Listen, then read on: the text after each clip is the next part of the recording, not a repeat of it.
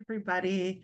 I'm really excited to speak with you today. My name is Megan Canella, and I am the Director of Outreach at the Davidson Institute, which is the national nonprofit here in the US that works to provide services and support for kiddos ages 5 to 18 who are profoundly gifted and twice exceptional. And their families. We help them find community and resources that are a good fit for them. So I'm really excited to talk to you about this topic. It's a topic we talk to the families in our program a lot about.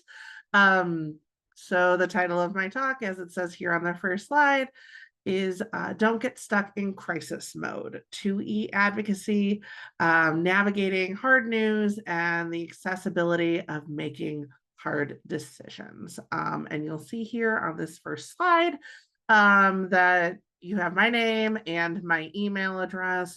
So if you have any questions after this, please don't hesitate to reach out. And for anybody who is listening to this, I am just a white lady with short brown hair and glasses, wearing a bright orange or yellow sweater and a blue top. So just to kind of situate ourselves here. Let me advance the slide if it'll let me. Okay, great. So what can you expect from this talk? Probably a great question. Who are we talking about? Neurodivergent individuals, 2E, 3E. What do those things mean? I'll slow down and talk about that a little bit. We'll talk about crisis versus discomfort. Sometimes it is hard to distinguish the difference. Sometimes what we might consider a discomfort, somebody else sees as a full-blown crisis, and vice versa.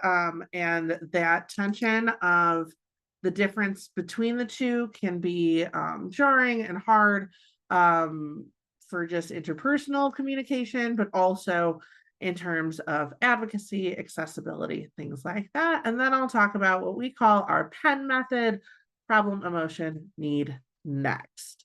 And what does that mean? So just to explain a little bit about my positionality, the work that I do, kind of the framing of this talk. We understand, like I said, we're a nonprofit that works with gifted and twice exceptional students. So we're seeing all the students we work with as being neurodivergent.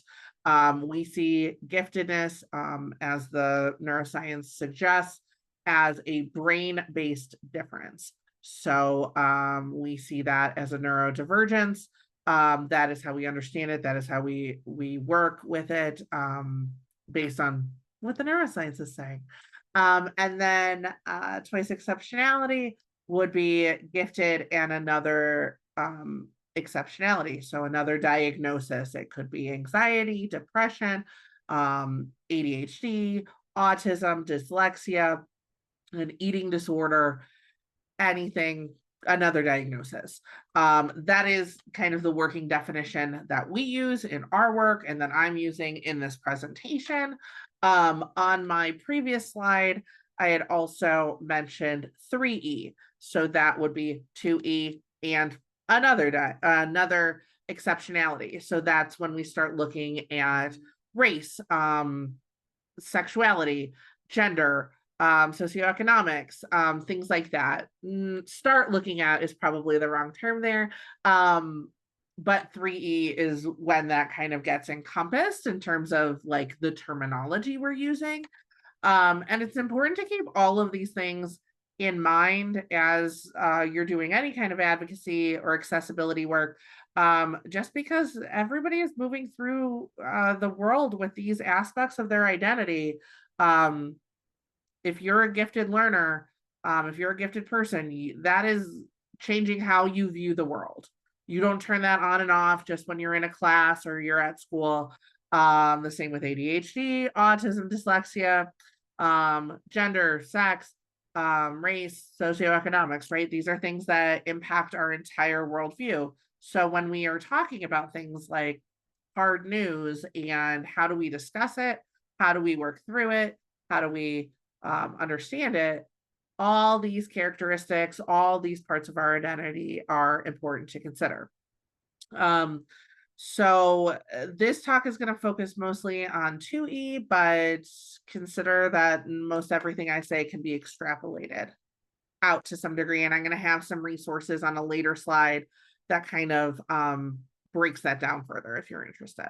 So this first slide here, kind of content slide, has the title of Gifted in 2E Characteristics and Intensities. And I'm sharing my slides, so they should be available to you. If you click here on this title, it'll take you to an article on our website that kind of talks about common characteristics and intensities that are related to gifted and 2E individuals. And I've listed them here on this slide. I'm going to talk through each one of them in a little more detail. And the reason I'm starting off this talk with this consideration in mind, kind of talking through these characteristics, is because these characteristics or intensities are often the reason or a reason why there is some friction, some disconnect when it comes to talking about hard news, hard world events, things like that with somebody who is gifted or twice exceptional. Especially if they're a younger student, we might think like, oh, they can comprehend material several years above their kind of age peers. They must be able to handle this as well. Or they have such emotional depth. They take everything so personally. They're so sensitive. We don't want to share this information with them. We want to keep it away from them because we don't think they can handle it. So kind of what I'll do in the next few slides is talk through some of these characteristics, and I've provided some prompt questions to help you think through what the person you're working with, whether it's a student, whether it's a friend, whether it's your child, somebody else's child, whatever the case is, coworker, whoever you're talking to, right? To help you kind of think through how these common characteristics might work for this person. And I'm not going to read all of the slides. You can work through them certainly on your own, but I will give some examples. So this list is going to be broken down further. First one, big one, ability to comprehend material several grade levels above their age peers. And I know a lot of folks here at the Accessibility Summer Camp work in higher education. That said, you may still have some kiddos in your classes or that you work with who are younger than typical standard college age. Maybe they're doing dual enrollment, maybe they've been accelerated, maybe they're auditing in class, things like that. Oftentimes it can be a disconnect to think, oh, somebody is an advanced learner, they can understand all this material, they must be ready for it, or to talk about it, or to kind of grapple with these issues. But just because they can understand the material intellectually or academically doesn't mean that they're emotionally ready for it. It also may not mean that you're emotionally ready for it, right? If you're a parent to a gifted or 2E learner, you might feel a disconnect between what they're wanting to talk about and what you are ready to talk about. So if ever you're in a situation where, you know, there's hard news to be talked about or shared, and you're thinking they're not ready for this, I think one of the first things we have to ask ourselves is this a them thing? Is this an us thing? Are they not ready or are we not ready? And on what levels are we not ready? And to kind of break this down, because even the most advanced learner, the most gifted student, might not have that same capacity in all subject levels or all subject areas. And it's important to kind of ask these questions like, okay, I think they can probably handle this. What am I basing that on? And breaking it down from there. Surprising emotional depth and sensitivity at a young age. A lot of times the families we work with will be hesitant to share news, especially world news or like difficult family news, losses, diagnoses, things like that, with their child because they're worried that they're going to be increasingly sensitive. Maybe they have a lot of big emotions and the family is worried about sharing this, or a teacher is worried about bringing up a topic in class, lest a student kind of melt down or have a big emotional response. Um, and what I've linked here on this slide, so you'll be able to access these articles as well, is some information, some neuroscience articles. I will summarize it here, but I'm not a neuro psychologist, so yeah, definitely read the articles if you're interested.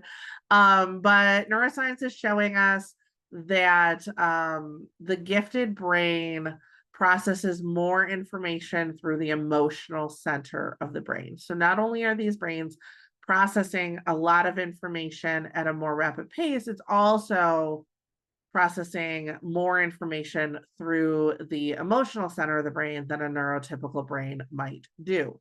Um, so because of this, somebody whose brain is functioning this way may have increased sensory sensitivity, because they're just taking in so much more information and it's being taken in a different way. So sometimes it's important to also consider that this person might be exceptionally sensitive, except quote unquote exceptionally sensitive compared to maybe a peer or somebody else. That doesn't mean that we should censor them, or like not let them have access to this information, because we all need practice with our emotions, right? Oftentimes some of our younger students that we work with will have really big emotions, and rightfully so, about topics that they just can't understand like why this is happening. So maybe that's homelessness, or world hunger, or war, or something like that. And instead of saying, oh, my child's just too young, or too sensitive to understand this topic, oh, I skipped slide, sorry. Maybe it is useful, and we'll talk about this throughout this presentation, to give them room to feel those emotions and work through those emotions and find a path forward. Because like the examples I gave, world hunger, homelessness, war, those don't get more palatable with time, with age. We just gain a better understanding of the world, and we begin to understand in different ways the systems of our world that contribute to these issues. So it's not that it becomes less horrific or less emotional or any of that. It's that as we age, we understand the context differently, and we also develop our own skills to help us work through some of these topics while still going on with other aspects of our lives, I guess. And that can be really hard for a neurodivergent learner, especially somebody who has a hyper focus, or maybe will start doing like deep dives into a topic, and like once they latch onto a topic, that's it, that's their topic for life, it seems. And everything is about that. Sometimes that can be a question that parents or adults working with these students have, saying like, how do I get them to let this go? Like, I know this is so important, but how do I get them to let it go? Well, the answer certainly isn't like deprive them of it altogether. So let's keep talking. Curiosity and enthusiasm. What does this look like for students? And what does this look like for you? A recurring theme throughout this presentation will be considering the fact that the students that we're working with are still pretty new to all of this, regardless of the age of the student you're working with. They're probably new to the topic. If you're working with younger students, they're pretty new to the earth, right? Like they're pretty new to humanity. So it's important to see, like, what does curiosity look for and enthusiasm look like for a student, and like where do you differ?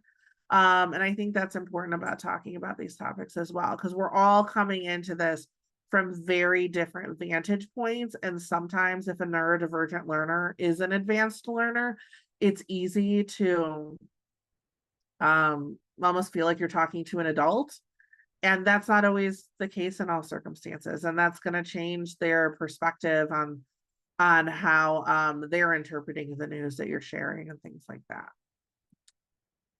Awareness of self. A lot of our younger learners don't have that. A lot of adults don't have that, though, so we can't fault them entirely for that.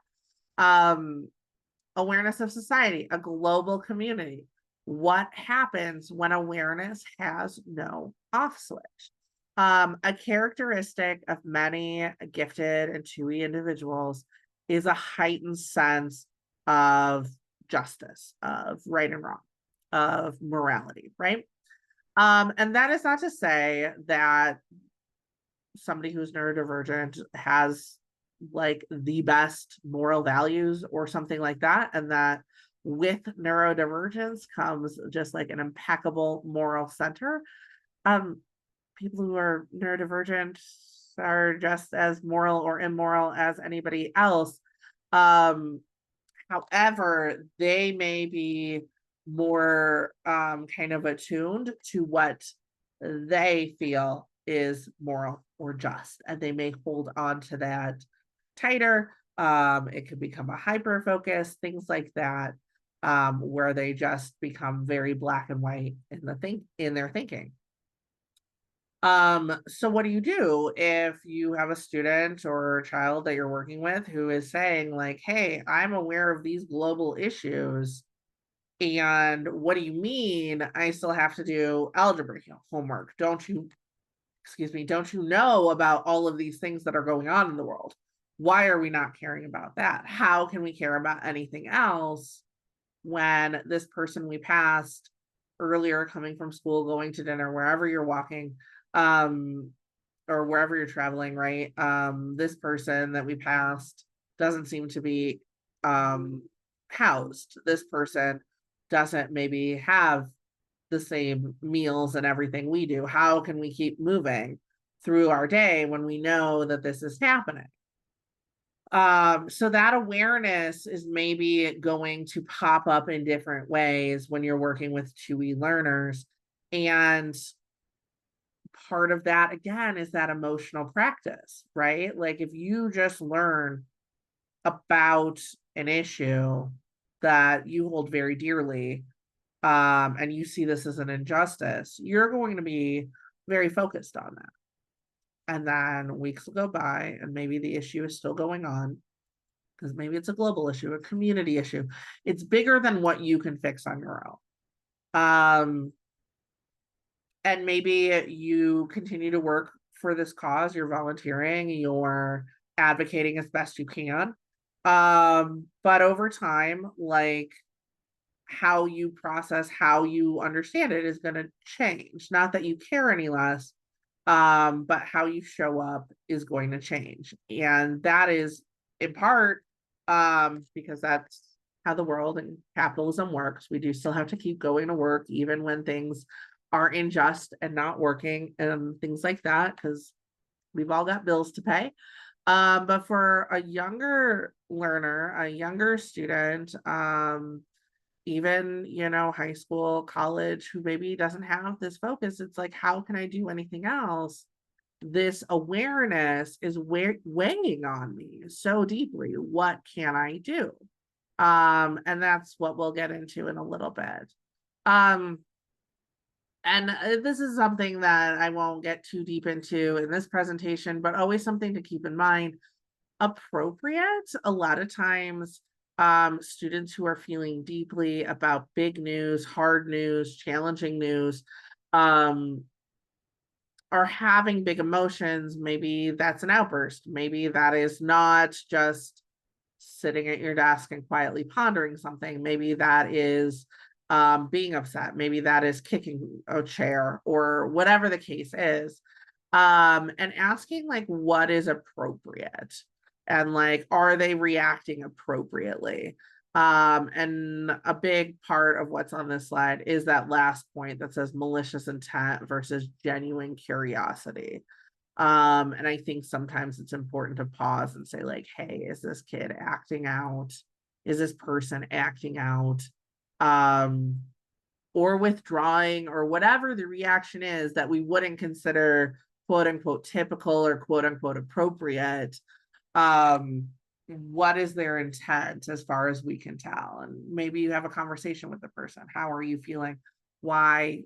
What made you kind of act this way? What were you thinking when you were doing this?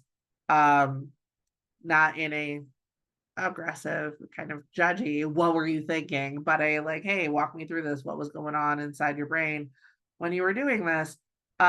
Because a lot of times it does come from a genuine curiosity or genuine emotion, a genuine frustration, and not malicious intent. Sometimes neurodivergent learners, younger learners, learners who have different needs and process information differently, they might sorry, I just lost my train of thought there. But they might not have the words. That's what I was trying to say. They might not have the words to say what they're looking for, or how they're feeling, because they might be so overwhelmed, so overstimulated, not because they lack capacity to communicate themselves, but because they are just overwhelmed and overstimulated, and right now they're just trying to get those feelings out. So that is also something to consider. And then like there's a time and place, right? We often hear that there are like certain conversations you don't have at work, that you don't have at the dinner table, that you don't have in mixed company. We're not talking religion, we're not talking politics, but like sometimes you are talking religion, sometimes you are talking politics. And if this is something that's of interest to your 2E learner, they might not wait until what somebody else considers to be an appropriate time. They might say like, hey, no, we've got to be discussing this, and we've got to discuss this now. And maybe standing in line at the store is not the moment to get into a deep conversation. Maybe it is. I don't, you judge the situation. But there's a difference, right, between setting a boundary and just dismissing it as like that's not important. Saying like, hey, that's a really big topic. And I'm focused on this other task. Do you mind if we like dig into this later? What if we do it after dinner tonight? As opposed to just saying like, hey, I can't talk about this right now. Setting up a time to talk about it lets this other person know like, hey, this is important to you too. Just now is not the ideal time. I don't have the bandwidth, I don't have the spoons, I don't have the energy, I don't have the time right now, but this is important to me too. Let's talk about it later.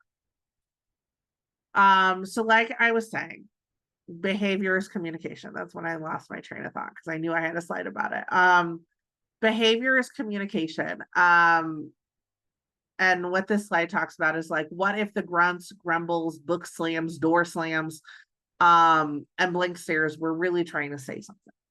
When you get home from work at the end of a long day, if you drop your bag at the door, drop your keys on a table or whatever with kind of a thud, that might convey that you are tired, frustrated, hungry, just like not, you're kind of worn down by the day.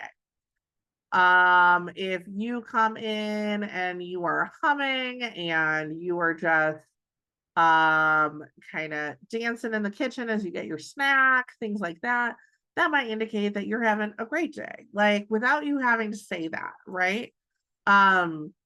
So a big thing that we talk about is that behavior is communication.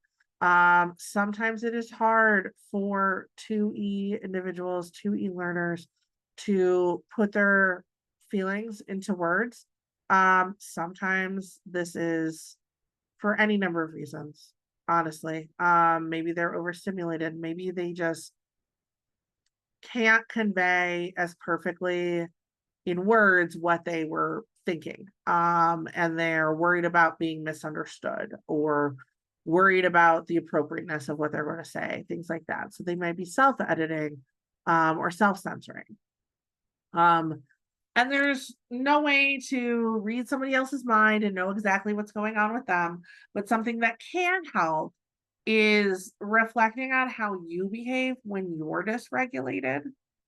Um, and how do you behave before you realize you're dysregulated? I think those are two important questions and two very separate questions. How I behave when I know I'm dysregulated is different than how I behave before I realize I'm dysregulated. Once I realize I'm dysregulated, my behaviors are probably more focused on like how to cope with this situation, how to de-escalate the situation, how to feel more regulated and more comfy in my space, in my body, in my mind. Before that, though, I might have a lot of big emotions that I'm just kind of flailing all over with.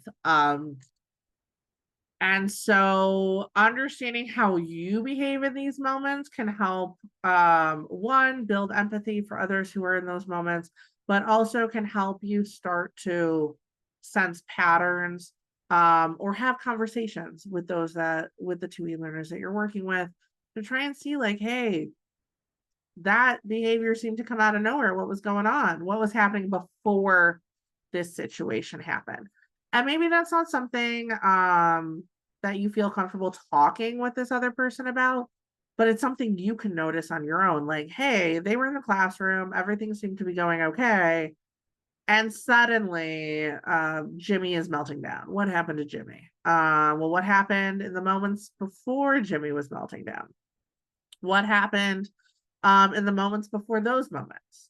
What time of day is this? Does Jimmy often melt down after lunch because he's like overstimulated after recess or something like that? Again, like that's just an example kind of based on the demographic that I work with, but I think we can see that this can be applied in different ways, scaled up, scaled down based on age and need and things like that. um yeah, am I more dysregulated on days that I have to go into the office and then I have to sit in traffic, and then by the time I get home I'm maybe a lot more grumpy or hungry or tired or whatever the case is than I am on the days that I can work from my home office? Yeah, probably. And if I recognize that pattern, then I can work to fit that pattern, or kind of not fit the pattern, address that pattern, right? Support myself through that pattern, and maybe eventually break it. We'll see. We're doing our best. So again, as I said earlier, this slide is just to kind of trigger this when you're maybe reflecting on this later. Your experience with getting hard news, sharing hard news, learning about hard news, whether personally or kind of out in the world, in your community, things like that. Consider all the experience you have with this, the years you've been navigating the world, the years you've just been you, right? And the years of experience you have balancing personal and communal, balancing the, hey, I see this thing in the world, this is the role it's going to play in my life, versus maybe somebody with less experience who is like, here is something hard and devastating about the world, I'm going to take this all on myself, how do I move through it? You have this experience, and a lot of times we don't recognize that because we've learned it just so implicitly or by trial and error. There's not necessarily a class that's like, here's how to navigate another once in a generation event, another unprecedented event. But I'm going to guess that many of us at Accessibility Summer Camp, listening to all these different recordings, seeing all these different presentations, things like that, have had to kind of find our way through many unprecedented events. And how do we do that? Trial and error, working as community, things like that. So this is where the conversation starts to shift a little bit. into uh, not just the 2E neurodivergent profile, but then how are we actually using that information to inform the hard conversations that you might have. And I know I keep saying hard conversations in this kind of abstract, vague way. Um, but I am realistic enough to know that from the moment that I'm recording this to the moment that you're watching this, I don't know what events have happened in that time. I also know my values and my background and my community and things like that, and the things that maybe resonate more with me, or um are more devastating, more hard, whatever the case is, for my community and the people that I work with and things like that, versus what's going on in your classrooms or your organizations or your communities. So I didn't want to pick just like one hard news, quote unquote, hard news event or topic and run with that throughout the presentation, because inevitably I won't be able to do it justice. Like, I don't think anybody could, right? And with things moving so quickly in education and changing so quickly, what is a crisis on Thursday by the following Monday is just another thing that happened and that we have to get through. So that's also something to consider, that how we understand crisis, how we encounter crisis changes over time throughout the event, throughout our relationship with that event, right? Um, and so that's why I'm using some of these vague terms, not because I don't want to talk about these things, but I want to make this as useful as possible to folks, depending on when they're watching it and what their situationality, what their situation is. So earlier at the very beginning, I said we were going to talk about like what is crisis versus discomfort.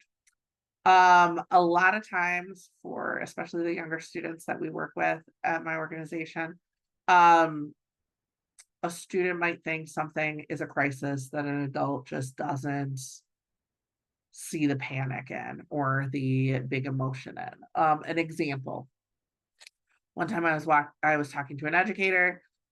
She was teaching pre-K, I believe, and she was saying that she was telling a joke in her class, something about how 7, 8, 9, and one of her students just burst out sobbing, and this teacher was caught completely off guard. What do you mean?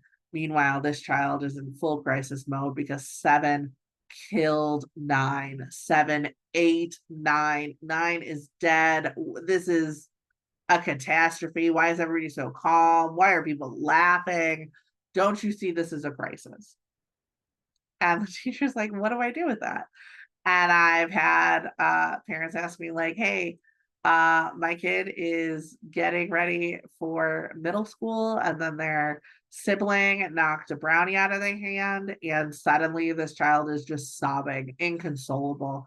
They've gone full breakdown over this brownie. And shouldn't that child be old enough to handle this? So in both of these situations, an adult might look at that and be like, okay, yeah, I get you're upset, but it's not that big of a deal. Not that big of a deal to you. It's a really big deal to them. And why is it a big deal to them? Maybe it's because of how their brain is developed, and that's how they're processing the information that they're receiving, and it's processing through that emotional center of their brain, and they're having a really hard time.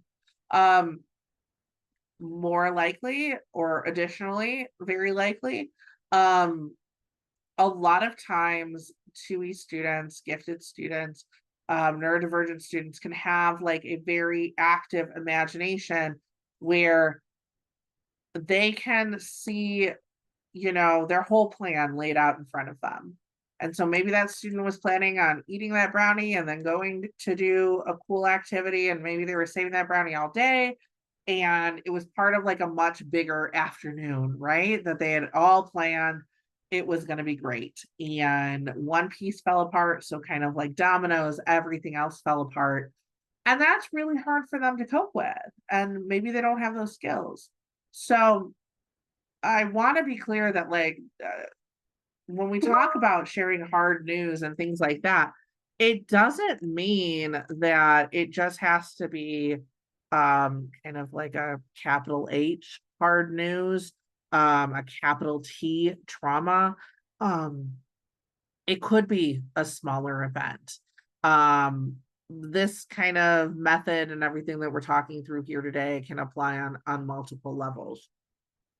So when we talk about discomfort that is getting too big for us, too big for our bodies to handle, too big for our minds to kind of wrap around, it's important to consider, like, hey, does this person feel like they're in crisis mode? Is this a crisis for me? What's a crisis for me might not feel like a crisis to you. What's a crisis for our students might not feel like a crisis for us, and vice versa. Especially as changes are made in education, different groups will be impacted differently. And it's important to, like, keep in mind that people are having different lived experiences, and to kind of consider, like, okay, they're reacting to this in a very strong way. What is motivating that? I think a lot of times when we see somebody who's reacting to something differently than we would, instinct is maybe to, like, dismiss that. Um, and this helps you kind of stay in that moment to be curious to figure out why somebody might be reacting this way. So, when we're talking about emotional regulation, when we're talking about helping students through really challenging news, challenging moments, things like that, um, and we're dealing with maybe behaviors we don't want to see, or off-task behaviors, disruptive behaviors, unsafe behaviors, whatever the case is. Question is, like, what are they trying to communicate, but also, like, what is getting in the way of their communication? So I've linked a couple of resources that we really like here. Dr. Ross Green, who always says kids do well when they can, adults do well when they can too. Um, and then Dr. Devin Price's laziness does not exist.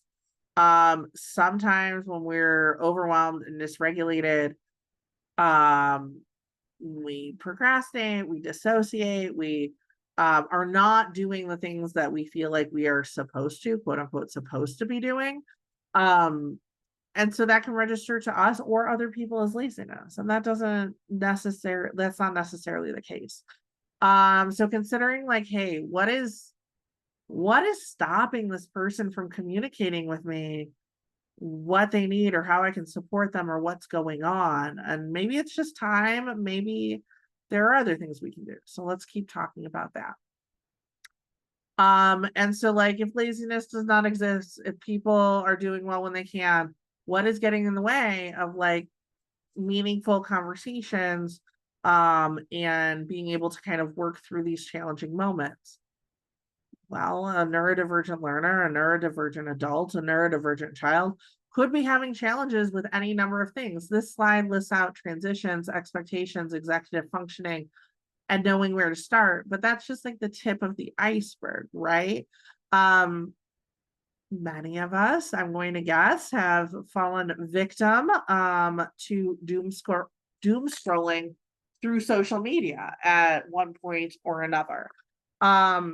And that can lead to this overwhelm, right? Maybe it started off with, I want to learn more about XYZ event. I want to know what's going on in the world. And then it ends with being completely overwhelmed and not knowing where to start. Or you see what's going on and you think, okay, great, I'm going to call my representatives every single day. That's what I'm going to do. But do you have challenges with executive functioning? So maybe it's hard for you to know when to start or how to go about that task, or the fact that the task of calling your representative includes learning more about why you're calling them, and then finding their phone numbers, and then actually calling them. And that's, like, too many steps to wrap your brain around. Or you feel the expectations are too heavy on you and that like, oh, that's too daunting of a task to call. What if you say the wrong thing? What if um you do this and nothing changes? If you're taking on all those expectations yourself, that can be really challenging. And transitioning, if you're struggling with transitioning, if you're really stressed out, the likelihood that you're struggling with transitioning or executive functioning kind of increases. And then maybe you have a hard time moving from task to task. And so just setting up that one call is like a huge hurdle. And that's just an example. But we see this in schoolwork, we see this in emotional growth, social and emotional education as well. Sometimes it is hard to know what to do. And if you're faced with something that feels like this insurmountable problem or topic or kind of hard news, the emotionality of the moment coupled with how your brain tackles organizational tasks and executive functioning and things like that can be really hard. And so that can be really discouraging. And then you're thinking, well, if I can't make this phone call, do I even care about this? If I can't make this phone call, am I even living by my values? Of course. Like that doesn't mean just because you can't make a phone call one day or several days or at all doesn't mean that you don't still have the capacity to enact change the way you're wanting to, or to react to hard news the way you want to. Maybe you just need to find a different path. And this is another thing we're going to keep talking about. Here on this slide is a pyramid, and it has 5 different levels. Each level is a different color. And it's meant to be kind of a twist on Maslow's hierarchy of needs. But it's made with a young scholar. That's the name of the students in our program, with a young scholar in mind. So with a profoundly gifted 2E learner in mind. And each step goes through kind of what you need to feel solid. So physiologically, we used one of our favorite acronyms, HALT. Are you hungry, angry, lonely, tired? Safety. So with Maslow's hierarchy of needs, safety is going to look a little different. Here, we're saying like, how is the light in here? Is it too noisy? Is it too quiet? Is your body comfortable? Like, is there a tag bothering you? Do you need to sit in a different chair? Do you need to stand? Do you want to lay down? Do you need floor time? And that's a sincere question. Sometimes if your body is so uncomfortable, it feels unsafe, that's going to stop you from being able to do whatever you're trying to do, or at least hinder you, right? If you think about those memes that are like, I'm just trying to send an email, but my body is in fight or flight. My body thinks I'm being chased by a lion. That is the safety we're talking about. Is it too loud? Is it too bright? Is it not bright enough? Whatever the case is, kind of taking a moment to look into that. Do you work best alone? Do you need a peer nearby to body double or to kind of support you? Things like that, a sense of belonging. And this can be applied, this pyramid can be applied to schoolwork. This can be applied to community work. It can be applied to just a general sense of like, under what conditions do you feel most safe and most whole? When do you feel most like yourself and able to do the things you want to do? So the top level called self-actualization. In this example, it says fulfilled learning. It could be fulfilling connections, community work, relationships, whatever the case is. So we really encourage you to customize this to you and your learner and your situation, but to be mindful of this and this progression, and what does safety and what does belonging mean in the situation you're in. Some of these levels, especially the physiological one, are you taking care of your body and your needs there? that is a little straightforward, and that can be applied in a lot of different situations in a kind of uniform way. As it were, you can ask yourself if you're hungry, angry, lonely, tired in many situations. Safety and belonging might change, and that's okay. Giving yourself space and permission to be like, hey, if I'm not feeling safe here, what would make my body feel more safe? And it doesn't always mean that your actual physical, emotional safety are at risk. It just means that something does not feel right and your body is feeling dysregulated. How can we fix it? So if we're considering in the first part of this presentation, the different characteristics, some common characteristics of twice exceptional individuals. And then we start thinking about like, okay, how are we showing up? How are we regulating?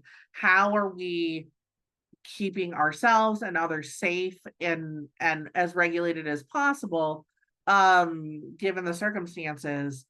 We're getting to a place where like, okay, if we're better understanding general characteristics, and then we're dialing down a little further and understanding the actual characteristics and needs of the people or persons in front of us, including ourselves, then we can start employing the PEN method, right?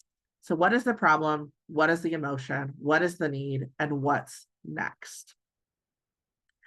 And that is kind of just the basics. You're naming a problem, you're naming the emotion, you're naming the need, and you're naming what's next. But I think we all know that it's not as simple as that, because sometimes what we think is the problem or what we think is the emotion or the need or the next step, it doesn't always work out that way. So let's dive in deeper. So the problem does not necessarily or usually even equal emotion, right?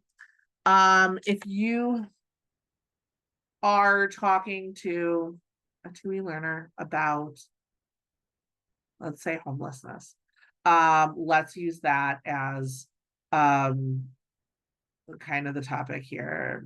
You're walking down the street, you see a person who's unhoused, and your student is upset about this.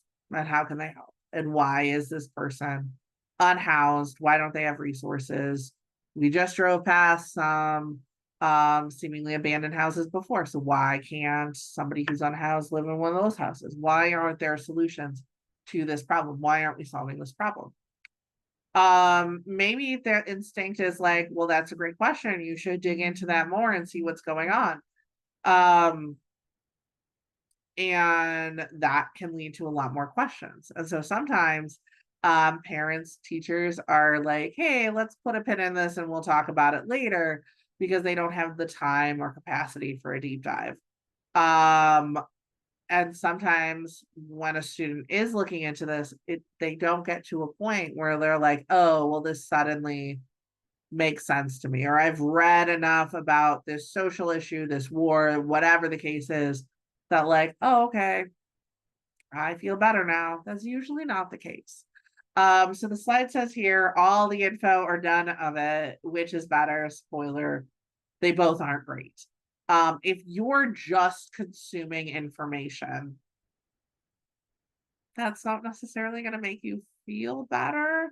Having all the information about whatever the hard news topic is, can seem like the thing to do in the moment. If I just do more research, I can figure this out. If I just do more research, I can figure this out and get an answer, and then this situation won't be happening anymore. Anybody who's ever had a sick loved one or somebody who passed unexpectedly, knows that that doesn't always solve the issue, right? That doesn't always make you feel better. You can do as much research as you want, and you may still not be able to enact the change you want. And the flip side of that is like, no, I don't want to hear about it at all. I'm not going to look into this. I'm not going to engage this. That doesn't make the problem go away. You're just kind of hiding it over there. So one question to ask in these moments is like, how are we feeling about this problem? Maybe you're upset, maybe you're angry, things like that. And where do we feel it in our lives? So we're not therapists here at the Davidson Institute, so I'm not going to ask where you feel it in your body. That's for a different conversation and in a different forum. But where do we feel this in our lives? Like, where is this impacting us? So if your student is really concerned about those who are houseless, like, or unhoused, like, okay, where's that impacting them in their lives? Where are they feeling that? Well, maybe they feel that when they see people who are unhoused. Maybe they feel that when they go home and they see whatever the conditions they're living in are, any access or feeling like we have too much, we should be helping other people. Um, and that can lead in the moment to some big, like, oh, we need to give away everything. We need to go help people. We need to let people stay in our house. Sometimes younger students are just very passionate students might jump to that kind of conclusion, or like, I need to read every book on this. I need to do every part of this. And when it is a challenge that is bigger than any one person, that's not really going to work, right? If your loved one is diagnosed with cancer or something like that, reading about every single treatment might not make us feel better, might not address, it might help us understand the problem more thoroughly, but it might not scratch the surface of our emotions. And so it's important to kind of like decouple those two things. Just because you're learning a ton about it doesn't mean that it's um kind of helping you work through the emotion side of it. A lot of times, when parents get their children identified as gifted or twice exceptional, that can come as a shock. Maybe it's information they weren't expecting. Maybe they have a lot of emotions about it. So they might go and they might read every resource, every paper, everything that they can find. It still doesn't necessarily help them work through their emotions. Maybe they weren't identified as a child and they have emotions about their own upbringing or their own experiences. Maybe they have emotions about how they handled things with their child before.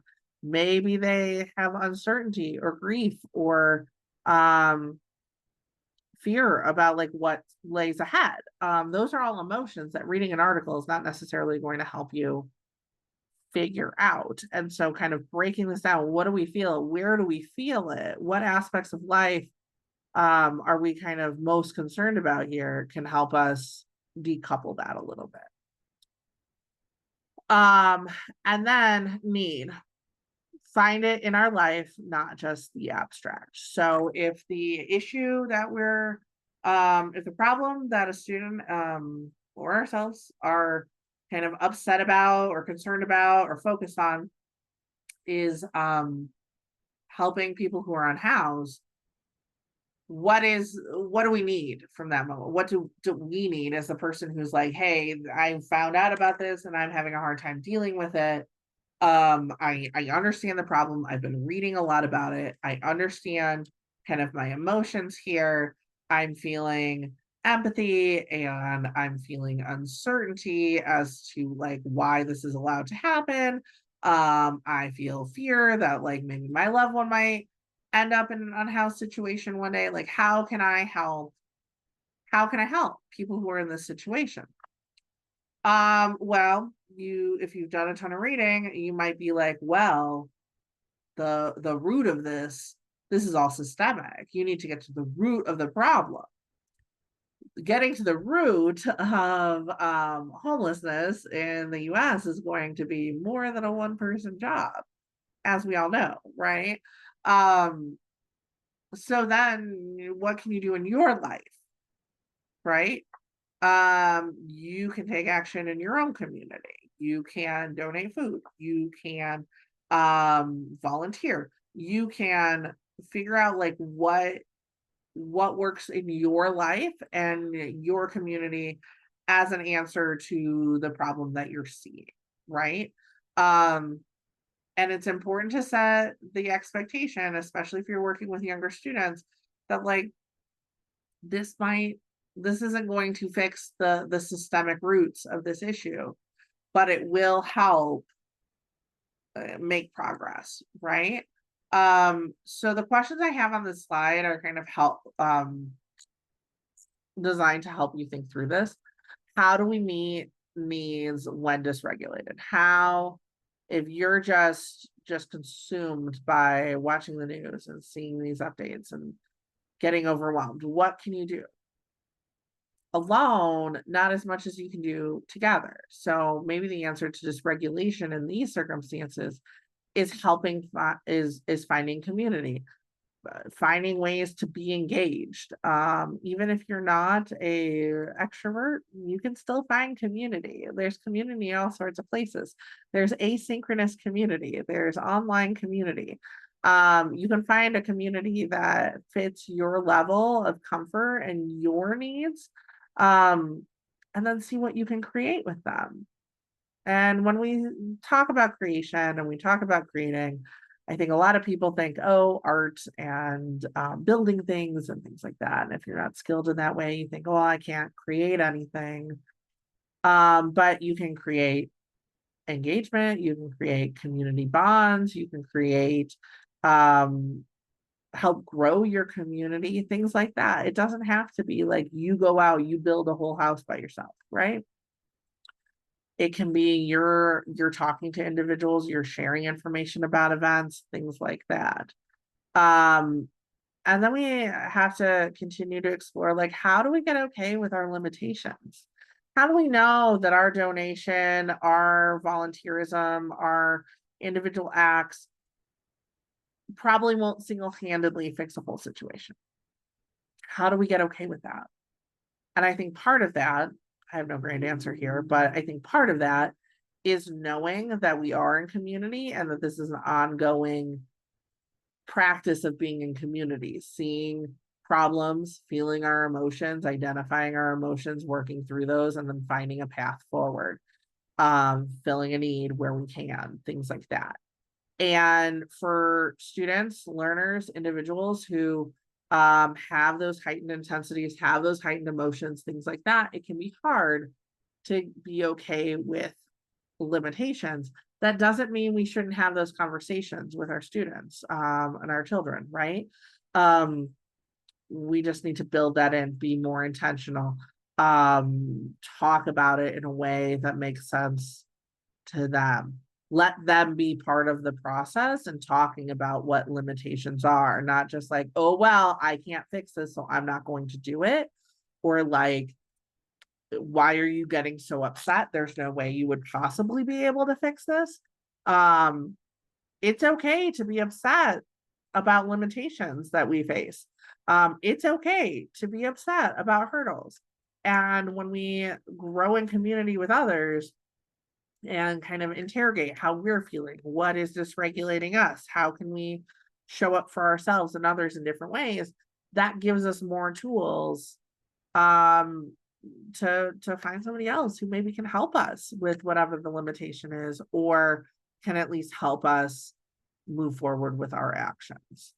And again, I know what I'm saying is like so vague and maybe sounds wishy-washy, but it's just that everybody's situation is going to be so different, and the need of your learner and or your child or you is going to be so different. We always say if you've met one gifted or two E kiddo, you've met one gifted or two E kiddo. Like I could line up 10 kids in front of me, all with the same diagnoses. On paper, they would look very similar. In practice, in real life, they're not going to be that similar. So this path is going to be different for everybody. And then the next, when we talk about the next step, don't dismiss it. Keep learning and exploring is kind of the title of the slide, because that's um really key here. Something that I think is so important about advocacy and accessibility in every aspect of life, whether we're talking about like big, hard, global societal issues, or if we're talking about like advocating. So your student doesn't have to do every single math problem on a worksheet because they've already mastered it. Like whatever level you're working at, I think this is important advice or important to consider because this idea of like, if I do enough, I don't have to do this anymore. If I do enough, if I regulate enough, I'm not going to have to worry about my regulation anymore. If I read enough about this topic, if I donate enough, if I volunteer enough, then I don't have to do it anymore. We're going to fix this problem. And a lot of times we hear this phrase like practice, not perfection. And I'm suggesting using that here as a practice, not an excuse, not a like, oh, well, I did my best.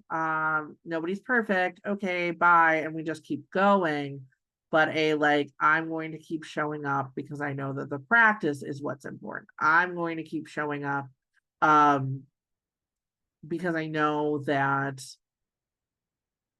an effort in the right direction is better than no effort. I'm going to keep having conversations with my student or my child about their emotional regulation or intensities or feelings on what's right and wrong, because they're not going to get it perfect every time, right? They're not going to be perfectly regulated all the time. There's not going to be one surefire strategy that always will bring them out of maybe a meltdown or dissociation or something like that. And I think you need to really hone in on this idea of practice. And so many gifted and intuitive learners can experience perfectionism. And I think especially when it comes to like social justice issues that might feel a little more dire, like they need to be perfect because this is a really important topic. But if we focus on some of the other steps we talked about really understanding individual needs and kind of being in community so that others can support us and we can support them, then the idea of practice, not perfection, becomes a little more reasonable or a little more approachable. The stakes aren't so high. I don't need to be perfect all the time because I'm not doing this by myself anymore. And then I included some of the resources that helped inform this talk. I know I didn't like directly quote them, but this is kind of what's informing the context and my background here. So some information specifically on neurodivergent children, on teaching them and raising them. Also information about like burnout and shame and declarative language, things like that to help us show up for ourselves and others and to communicate those things as we go. But what if there's no endpoint? What if we do all of this and conversations are still hard. Conversations are still emotionally charged. My student is still melting down or becoming dysregulated. That's going to happen. Sorry to say it. Spoiler alert. There is no endpoint. You can't outsmart or win at emotional regulation. You can't speed run emotional regulation. And I think that's as much a note for all of us as adults, but also for the students we're working with. I think we teach them or help them find ways to regulate and to understand their emotions and to communicate their emotions and things like that.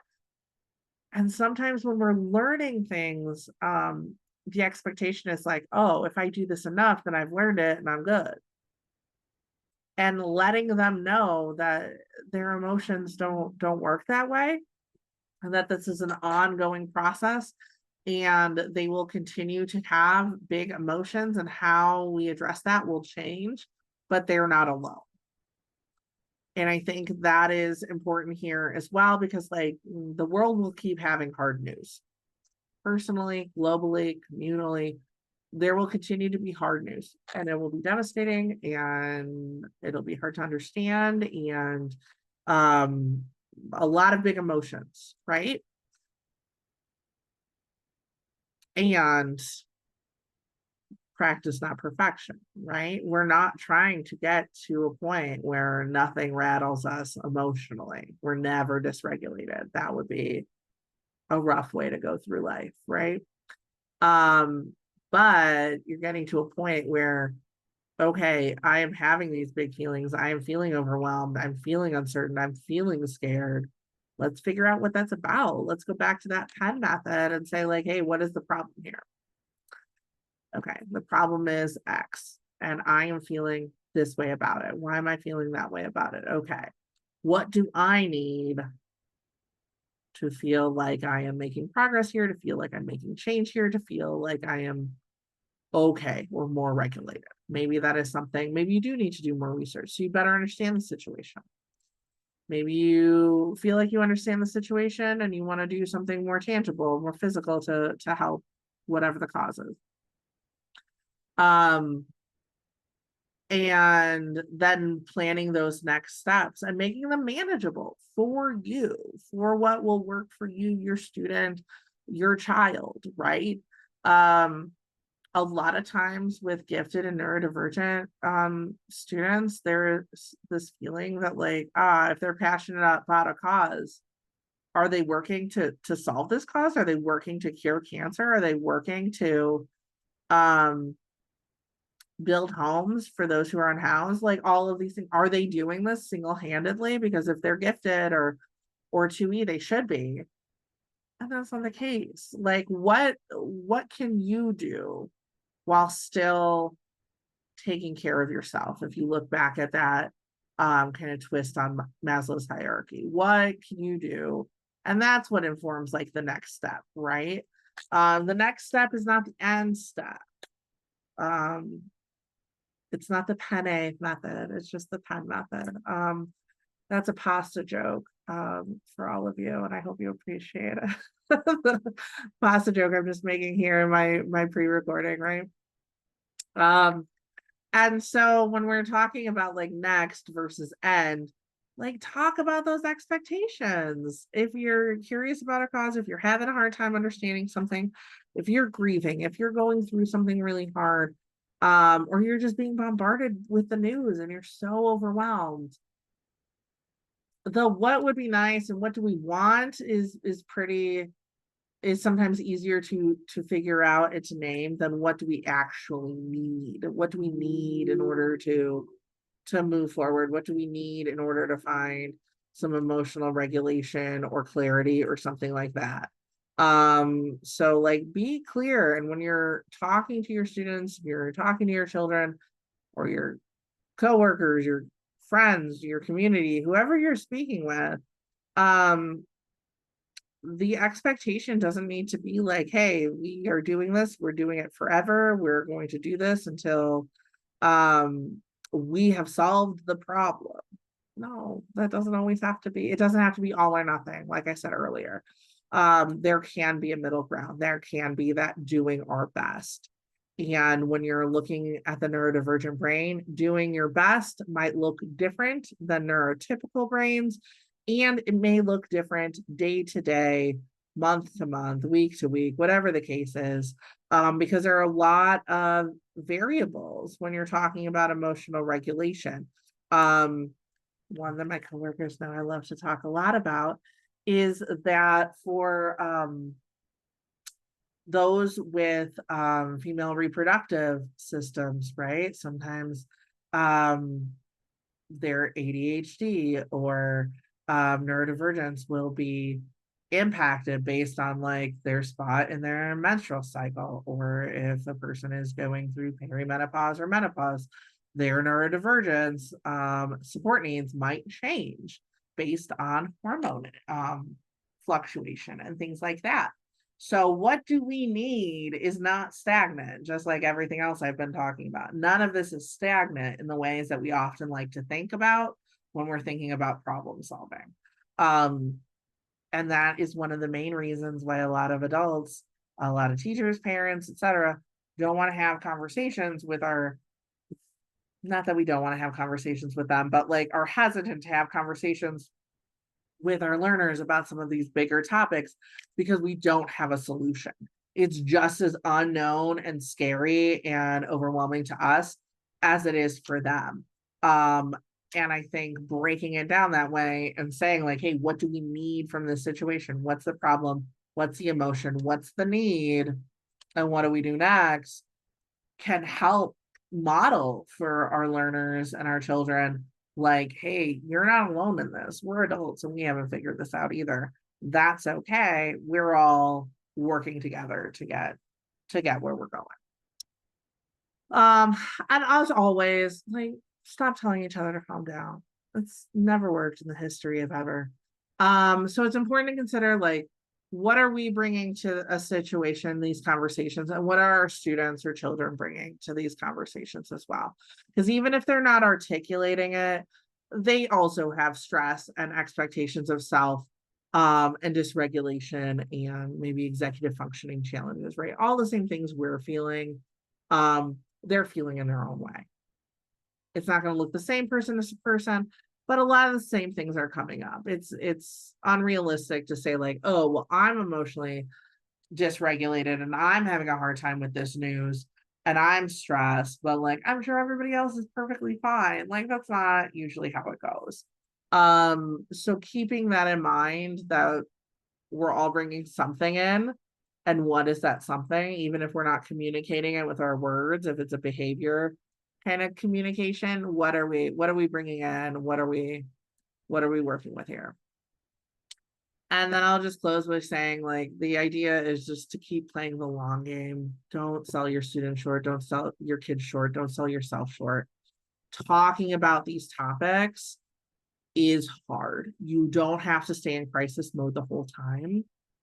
It can be an ongoing conversation. It can be something that you pick up and put down several times over and over.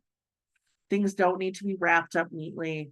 You can allow for these big feelings, these messy feelings, for not having the answers, because there's such power in saying, like, hey, I'm completely overwhelmed here and I'm not sure what to do next. How are you feeling? What do you think we should do next? Like, do you have similar feelings? Are you, like, what are your ideas? Because that helps bring us all into conversation together. Sometimes the scariest part is feeling like you're the only one who's overwhelmed. Um, you're the only one who doesn't know what the answer is. And so giving students and children that kind of space to be like, hey, see how your brain might be working based on what I know of your profile. And like, hey, here's how I'm doing, and let's see what we can figure out together. Um, I think that can have a really big impact in, like, getting out of crisis mode. Because if you're trying to solve everything by yourself, that's what you're modeling for your student, for your child, that the answer is to solve everything yourself. And that leads to perfectionism and other challenges. We don't want that. And sometimes it's unavoidable. Sometimes we feel like we do have to carry everything on our own shoulders. And sometimes the reminder of, like, hey, it's okay to say you don't know.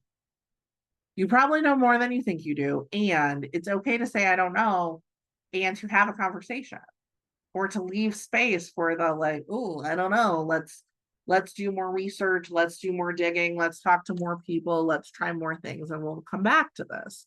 Because you're playing a long game. Like I said, there's no cheat code for emotional regulation. There's no, like, oh, if we level up enough, then we don't have to deal with emotions or hard things anymore. If I knew what it was, I'd be the most popular person here. Alas, this is what I've got on my PowerPoint, right? So that is kind of the end of that. And just the following slides are just some information about our program. We have a testing partnership with the Center for Talent Development to give more accessible testing options to families. And you can just scan our QR code here to learn more about our program, kind of access everything. But I just want to end with, I'll go back to the slide. You are playing the long game. You don't have to stay in crisis mode. You can have conversations that are ongoing. You don't need to solve everything. and neither does your student. And I think that is the biggest takeaway I can give anybody in terms of advocacy and accessibility. You don't have to get it right at perfect every time, but by continuing to have conversations and continuing to work on it, you're going to get it more right than you think. You're going to help more people than you think, and you're going to be able to keep learning, and that's so powerful in this work that we're doing. So I really want to thank everybody for hanging out with me and being part of this presentation. I really appreciate it. It's been such a blast, and the work that you're all doing is so important. Thank you so much. Now I just have to find out how to stop my recording. I found it. Thank you so much. Have a great day.